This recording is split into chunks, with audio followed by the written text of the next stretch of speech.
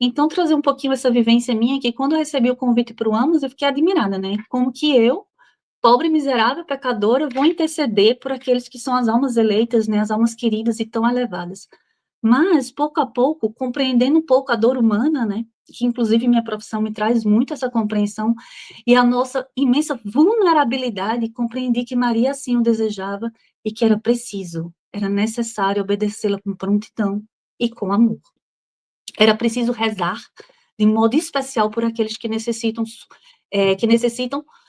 por sua altíssima vocação, iluminar o mundo. E quem é que ilumina o mundo, né? Os sacerdotes, os filhos prediletos de Maria, os filhos prediletos de São José. Que em essência são chamados, na realidade, os padres, né, a serem outro Cristo, um novo Cristo, né? Um Cristo visível para a gente, né? Um Cristo que a gente pode tocar, pode nos abençoar, pode estar conosco, pode nos dar os sacramentos. Então, entendendo como um pedido de Nossa Senhora, quando me foi feito, e com um profundo desejo, né, de agradar o coração imaculado de Maria, aceitei com disposição, com alegria, esse chamado, né, de ser uma mãe espiritual. Não apenas para os meus filhos biológicos, para os quais eu já rezava continuamente, mas também para aqueles que na carne não gerei, e Nossa Senhora vem e me pede para gerá-los no espírito. E é da mesma forma que ela me pediu, ela pediu para as senhoras que estão aqui presentes, para todas vocês que estão aqui.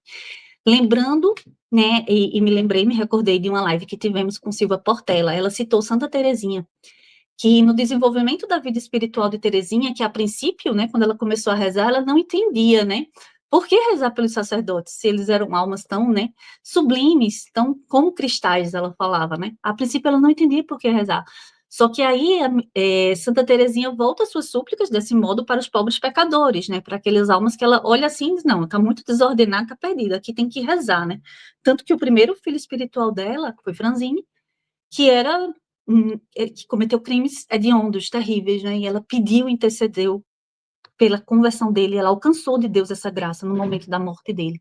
Mas, depois de uma viagem na qual Santa Teresinha teve a oportunidade de conviver com diversos sacerdotes, né?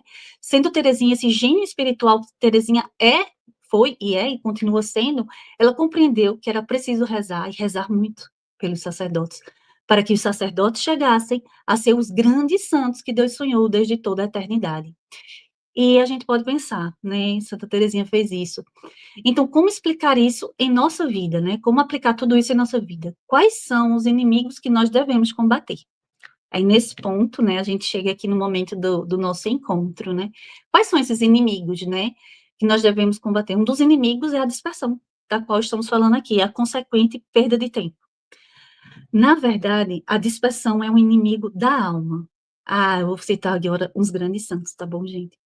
Por exemplo, Santo Agostinho nos adverte para estarmos sempre ocupados. O que é ser ocupado? É focado. E focado não é disperso, sempre focados em fazer o bem. São Jerônimo dizia que o demônio sempre te encontre ocupado. Não disperso, ocupado. A vida dos santos nos mostra o quanto é necessária a vigilância e vida interior para não vivermos dispersos e desperdiçando tempo. Aqui trataremos também dessa questão da relação próxima entre dispersão e perda de tempo. Por que a gente vai tratar sobre isso? Porque está intimamente ligado, né? Tanto a dispersão leva à perda de tempo, quanto a perda de tempo leva a um coração disperso. Se não sabemos empregar bem o nosso tempo, é porque estamos dispersos. Por outro lado, se vivemos dispersos, né? Dispersos, uma das grandes consequências é o mau uso do nosso tempo. O tempo, essa parte é bem bonita, gente, que a gente vai comentar aqui. O tempo pode ser comparado a um grande tesouro. O tempo é um dom magnífico de Deus. Por quê? Porque o tempo é um recurso valioso, ele é um recurso escasso e ele é um recurso irrecuperável. Em que sentido? Recurso único e valioso. O tempo é o recurso mais valioso que possuímos, pois não é possível acumular tempo. Você pode acumular tudo, você pode acumular bem, pode acumular dinheiro, mas tempo, ninguém acumula tempo. Nem um bebezinho, quando nasce, o tempo dele já começa, o tempo de vida dele já começa, né? A gente pode acumular dinheiro, né? Pessoas ricas, né? Mas, no entanto, eles não podem acumular tempo de vida, ninguém acumula, né? Cada dia nosso aqui está contado como num termômetro. E pensando nisso, temos o valor pela finitude, justamente por ser um recurso que se esgota o nosso tempo, escapa como água de nossas mãos, como nos lembra São José Maria Escrivá, o tempo tem um valor imenso, imenso, imenso. Podemos desperdiçá-lo, por exemplo, né, como eu vou citar aqui, com procrastinação, com distração, de diversas formas, investi-lo de forma, mas podemos também investi-lo de forma significativa, né, com equilíbrio e com propósito, para construir o que é importante para nós. Então, tratando exatamente desse ponto, da preciosidade do tempo, o que é que nós podemos pensar? O que nós podemos afirmar? O que os santos afirmaram sobre isso? O tempo, antes de tudo, é um dom de Deus. Deus nos colocou no tempo no momento em que nos criou. Imaginem, antes do nosso nascimento, antes da nossa fecundação, né? Nas nossas mães, nós não existíamos, nós não estávamos no tempo. Estávamos no coração de Deus, na mente de Deus, mas no tempo não. E a partir do momento, né, da nossa criação, enquanto seres humanos, com corpo e alma, passamos a estar no tempo. Ele nos colocou no tempo, e esse tempo é um grande dom de Deus. O tempo é para dar glória a Deus e para a santificação da nossa alma. Os santos exaltavam a preciosidade do tempo. O tempo é esse presente valioso. Cada momento de nossa vida é dado por Deus e deve ser vivido de forma consciente e direcionada para a nossa santificação, para a santificação daqueles que nós amamos e para a santificação, enfim, dos sacerdotes, filhos prediletos de Nossa Senhora e de São José. Deus quer o nosso tempo. Nessa frase é muito intensa, porque Deus quer o nosso tempo. Devemos dedicar tempo para Deus. E o uso do tempo também reflete a nossa fé. De que forma eu uso o meu tempo? Como é que eu dedico o meu tempo? Isso vai refletir, né, a minha intensidade e a minha fé. Este tesouro do tempo pode ser perdido. Se não houver vigilância, pode ser facilmente desperdiçado. E isso pode causar imensos prejuízos para a nossa vida humana e para a nossa vida espiritual. É um impacto imenso desperdiçar tempo e estar disperso também, porque você perde o momento o quê? O momento presente, quando você está disperso. Desse modo, poderíamos nos questionar. Como, então, de que modo poderíamos santificar o nosso tempo? De que modo poderíamos não desperdiçá-lo e aproveitar cada dia, cada hora, cada minuto repleto, né, de boas obras? Como fazer isso?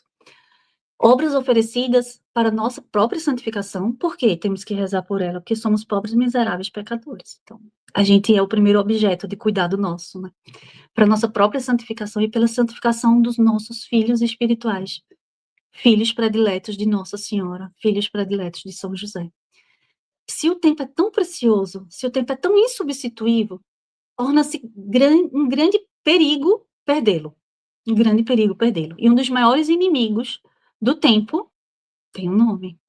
O nome chama-se dispersão. Dispersão. Vejam que contraste. Vivemos no século da dispersão, como eu iniciei a live falando. Vivemos no século de pessoas altamente dispersas. Somos arrastados a todo momento por 1 bilhão de estímulos diferentes. A nossa forma, né, a forma como a nossa sociedade, na era da tecnologia, atua, é de tal modo que nos coloca numa dinâmica de dispersão, hiperestimulação e perda de tempo com certas frivolidades que não têm importância genuína. Outro ponto importantíssimo quando pensamos em dispersão é o seguinte: existe uma dispersão externa, que é essa que eu falei, por exemplo, da sociedade, né, de como as pessoas atuam hoje, mas também existe um inimigo interno, né? Existe uma dispersão externa motivada por este meio, que é tão disperso já, mas também uma dispersão interna, né, dentro de nós, as nossas concupiscências, né, relacionadas às nossas paixões, às nossas más inclinações, que infelizmente todos nós, absolutamente todos nós, sofremos. Nosso mundo emocional, nesse sentido, né, está diretamente conectado ao nosso desenvolvimento espiritual, porque, como eu já retorno a falar, né, somos corpo e alma. A gente não é uma coisa nem outra. Então, pensando em dispersão, não tem como pensar em dispersão somente espiritual, porque nós temos um corpo também. Uma dispersão também pode ser psicológica, emocional, mas também não dá para pensar somente dispersão no espiritual sem pensar no outro viés. Acho importante trazer um pouco da psicologia tomista, né, sobre o homem. Somos esse ser único, formado por corpo e alma. Então, não tem como eu repeti, falei quase agora, né, pensarmos na dispersão espiritual sem não pensarmos numa dispersão também a nível psicológico, a nível emocional. As duas dispersões, né, andam juntas e andam de mãos dadas, assim, não se separam. Quando o nosso coração está focado, por exemplo, está tranquilo, não está disperso, né? Quando estamos emocionalmente bem, conseguimos rezar melhor. Mas se estamos aflitas, se estamos angustiadas, é muito mais difícil rezar, é muito mais difícil se concentrar, é muito mais difícil desenvolver uma vida espiritual intensa. Estamos refletindo aqui, né, tratando sobre esse tema, que tem grande impacto em nossa vida. A dispersão gera, como eu acabei de falar, esses problemas psicológicos. A pessoa dispersa tem vontade fraca, e por isso tudo lhe chama atenção, mas tudo também é superficial. Porém, o ser humano, nós, na nossa essência genuína, nós ansiamos por profundidade, pois somos complexos, e esse estado raso, né? Esse estado raso gera ansiedades das mais variadas, desde adotar comportamentos ruins, de toda ordem para se acalmar, como, por exemplo, né, um descontrole na bebida, descontrole na comida, descontrole nos prazeres, até alguns considerados legítimos, como ver uma série, mas aí você vê de forma mais compulsiva, até dificuldade em tomar grandes decisões, em saber conduzir a própria vida. Resumindo, na arte de viver, em saber viver. Uma pessoa dispersa, ela vai absorver uma infinidade de estímulos que está lá e vai se agitar, ela vai se preocupar com eles, com todos eles. Até porque o que é que vemos na atualidade, como eu citei, né, eleva esse contexto. Então, ela vai se perturbar mesmo, aquela pessoa, se ela absorver tudo isso. Então, se a pessoa não tinha uma tendência ali para a ansiedade, ela passa a ter, por entrar nessa dinâmica, né, por entrar nesse estado de alerta, de tensão, de apreensão e de medo. Eu vou citar aqui, tá certo, gente, que a meu ver, um dos maiores antídotos contra a dispersão e também contra a ansiedade, né, que a dispersão gera muita ansiedade, é como diria, disse nosso querido santo, São José Maria Escriva, faz o que deves e estás no que fazes. E o que é que ele quer dizer com isso? Ou seja, ele quer dizer buscar cumprir o seu dever. Isso. O seu dever. Unicamente isso. Fazer o que precisa ser feito. Tem que ser feito? Então vou lá e faço o que precisa ser feito. Não se acovardar diante de responsabilidades. Por mais que isso seja desconfortável e nada prazeroso. Não procrastinar. Fazendo uma coisa de cada vez. E esse desacelerar, né, é necessário. Inclusive, a gente vive no século do aceleramento também, né? E da dispersão. E esse desacelerar, ou seja, dar passinhos mais lentos, mais seguros e certeiros, né? Esse desacelerar faz com que consigamos selecionar os estímulos que estão lá, né, nos puxando para todos os lados e ditar o próprio ritmo. Se estou comendo, estou comendo. Minha mente precisa estar ali. Se estou rezando, estou rezando. Eu sei que na prática isso muitas vezes é difícil. É difícil. A gente se sente mesmo, às vezes, arrastado para todos os lados, mas a gente tem que se policiar e se perceber que saiu do foco, não, eu quero voltar para cá, eu quero estar aqui presente novamente. E sempre estar vigilante, voltando, né? Se policiando e tentando manter realmente esse foco. Fazer exercícios de contemplação. Nisso, o que é que eu raciocinei? Né, que inclusive foi a fala de outra pessoa, né, eu acho que foi de um padre que eu ouvi, que, por exemplo, contemplar o filho brincando, né, a gente pode também fazer exercícios contemplativos na oração, mas e no dia a dia? Será que eu consigo contemplar alguma coisa ainda? Então é importante esses momentos de parar e simplesmente observar, e saber apreciar, né, o que acontece, também ter silêncio, silêncio é muito importante para combater essa dispersão. Isso é fundamental para limpar a nossa mente e nos fazer conectar, primeiro, com quem nós somos, né, e conectados com nós mesmos, com Deus. E com a nossa essência e com o próximo. Por que é que eu falo isso? Nos conectar com nós mesmos. Santa Teresa d'Ávila já trazia essa realidade, que o autoconhecimento é muito necessário. Como é que eu vou conhecer a Deus, que é um dos objetivos da fé, né, da espiritualidade, se eu não me conheço, né? Se eu, que ele me deu como presente, nós somos um presente para nós mesmos, né?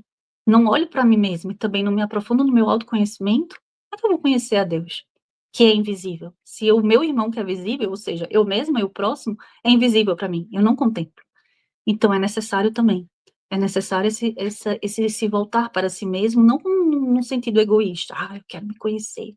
Não, mas no sentido de conhecer quem é, conhecer suas próprias dificuldades, conhecer seu caos interior, conhecer sua miséria e conhecer o quanto Deus é misericordioso e o quanto Deus faz por nós e o quanto Deus pode modificar tudo isso dentro da sua perspectiva, se ele quiser, quando ele quiser e da forma que ele quiser.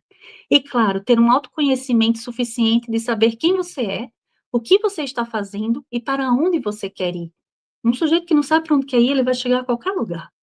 No sentido de como quero viver, né? Se isso está alinhado com os meus valores. Se eu faço alguma coisa que não está alinhado com aquilo que eu acredito, eu tenho que me distanciar daquela realidade e buscar realmente viver de acordo com os meus valores, de forma congruente com quem eu sou.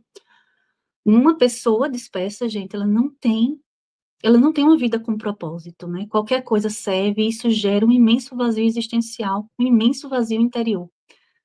Em suma, podemos facilmente afirmar que a dispersão, tanto a nível psicológico, gera perda de tempo, quanto a nível espiritual também gera perda de tempo. A nível psicológico, gera perda de tempo, perda da nossa qualidade de vida, afeta a nossa vida humana e nossa vida também espiritual. A dificuldade de manter o foco, de manter a atenção nas tarefas do dia a dia, leva a uma ineficiência, a uma procrastinação e, consequentemente, ao desperdício de tempo que poderia ser usado. Como? De forma saudável e produtiva. Mas a dispersão a nível espiritual também gera perda de tempo. E mais grave, gera perda de propósito de vida e sentido de vida. Isso é o pior, né? Porque uma pessoa sem propósito de vida e sem sentido, acho que a dor existencial ainda é maior. A dispersão a nível espiritual impede, por exemplo, a introspecção necessária, ou seja, se contemplar, se voltar-se para si mesma, impede o crescimento na vida interior, impede o silêncio, porque a dispersão, inclusive, né, é, esses que nascem nas nossas emoções desordenadas geram um monte de barulho dentro de nós. Como eu citei, né, no início, a dispersão não é só exterior, a dispersão é interior. Nós temos esse inimigo em comum, todos nós. Não tem essa pessoa que diga, eu estou completamente focada, não. A gente tem que estar sempre rezando, sempre vigilantes, sempre, se perde aquele fio, se começa a dispersão já, começar já a combatê-la, porque esse é o inimigo comum a todos nós. Desde que caímos do pecado original, não tem essa pessoa que está completamente sã. Não tem. Nós somos seres fragmentados, lutando e pedindo a Deus a graça de estarmos com Ele em todos os momentos. Então, o que é que eu poderia trazer? Tornando-se essa dispersão, eu estou tratando da dispersão espiritual, ela torna-se um obstáculo à prática espiritual. Por quê? Porque impede a meditação, a vida de oração, exigem o quê? Foco. Tem que ter foco, tem que ter silêncio, tem que ter presença. Se eu não consigo ter nada disso, eu estou dispersa interiormente, como é que eu vou ter tudo isso? Como é que eu vou ter foco, silêncio, presença? Uma mente dispersa, acostumada à distração, luta com seriedade mesmo, né? Luta para se aquietar e se aprofundar na experiência espiritual e na autorreflexão. A dispersão gera, né, dentro de nós. Gera, por exemplo, né, a perda da consciência do momento presente. Isso é tratado muito, gente, na psicologia. Eles tratam, hoje, atualmente, falando muito de mindfulness, né, que é o estar presente no momento. A espiritualidade, novamente, frequentemente, a espiritualidade enfatiza a importância de viver plenamente o agora. E em todos os escritos espirituais, todos os grandes santos falam, né, no hoje, né, hoje, e não no depois, agora. A perda de tempo, seja por distração, seja por ruminação. Essa ruminação é muito importante, porque essa ruminação ela está falando sobre aquela coisa que fica na cabeça da gente, ruminando do passado, que aconteceu e fica repetidamente. Ou aquele medo do futuro, que fica rondando a nossa cabeça o tempo todo. Então, a perda de tempo, seja por uma coisa, seja por outra, nos rouba. Rouba o indivíduo da única realidade que ele possui. Qual a realidade que ele possui? Qual a realidade que vai lançar ele na eternidade? Qual a realidade que vai aproximá-lo de Deus? É o momento presente. E essa ruminação nos tira disso. Nos tira tanto da presença de Deus, da nossa própria presença e da presença daqueles que estão ao nosso redor. Somos literalmente sequestrados de nós mesmos. Poderíamos perguntar aí, quem me roubou de mim, né, nessa situação? Quem me roubou de mim? Foram minhas paixões desordenadas dentro de mim? Foi o meio, né? Ou foi tudo isso junto que me roubou de mim? Temos que estar vigilantes. A superficialidade da existência. Uma vida vivida na superfície, cheia de distrações e sem foco, impede o aprofundamento das relações consigo mesmo, com os outros e com Deus.